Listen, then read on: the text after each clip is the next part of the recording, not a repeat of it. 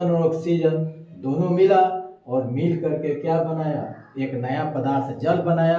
तो यह क्रिया क्या हो गई, यह रासायनिक अभिक्रिया हो गई। उसी तरह यहाँ देखिए जिंक दाना है, यहाँ जिंक धातु है और उसमें हम लोग सल्फ्यूरिक अम्ल मिला दिए, तो दोनों मिला और मिल करके नया पदार्थ बनाया, जिंक सल्फेट और हाइड्रोजन। तो यह जो क्रिया हुआ, इसी क्रिया को कहेंगे रासायनिक अभिक्रिया। तो इसका जो डिफिनीशन होगा हम कैसे लिखेंगे, इसका डिफिनीशन लिखेंगे, जब पदार्थ अकेले या किसी अन्य पदार्थ के साथ मिलकर नए पदार्थ का निर्माण करे, तो इस क्रिया को हम लोग रासायनिक अभिक्रिया कहते हैं। When the substance itself या combines with other substance to form new substance, then it is called chemical reaction।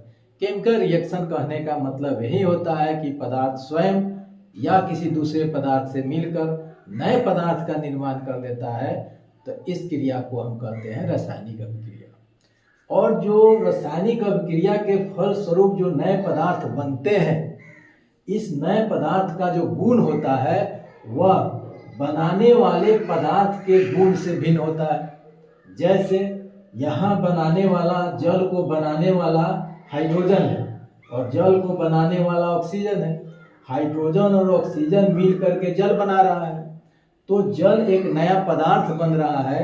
इसका जो गुण होगा, जल का जो गुण होगा, वह हाइड्रोजन के और ऑक्सीजन के गुण से बिल्कुल भिन्न होगा।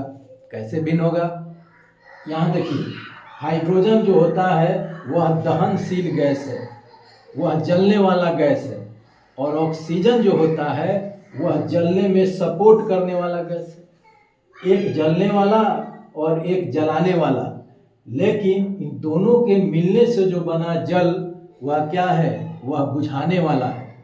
अगर जल रहा है कोई चीज़ तो उसमें जल डाल करके हम लोग बुझाते हैं। मेरा यहाँ पर कहना क्या है कि दो पदार्थों के मिलने से जो नए पदार्थ बनेंगे, उसके जो गुण होंगे वह गुण उसे बनाने वाले जो पदार्थ हैं उसके गुण से भिन्न होंगे। जैसे देखिए यहाँ चूना पत्थर है, लाइम स्टोन है, कैल्शियम कार्बोनेट है, इसको हम लोग लाइम स्टोन को CaCO3 लिखते हैं, कैल्शियम कार्बोनेट है। तो कैल्शियम कार्बोनेट का जो गुण होगा, इसके फलस्वरूप, रिएक्शन के फलस्वरूप जो कैल्शियम ऑक्साइड बना है और कार्बन डाइऑक्साइड बना है, इसके गुण से भिन्न होगा। मतलब इसका गुण और इससे बनने वाले जो पदार्थ है, इसका गुण दोनों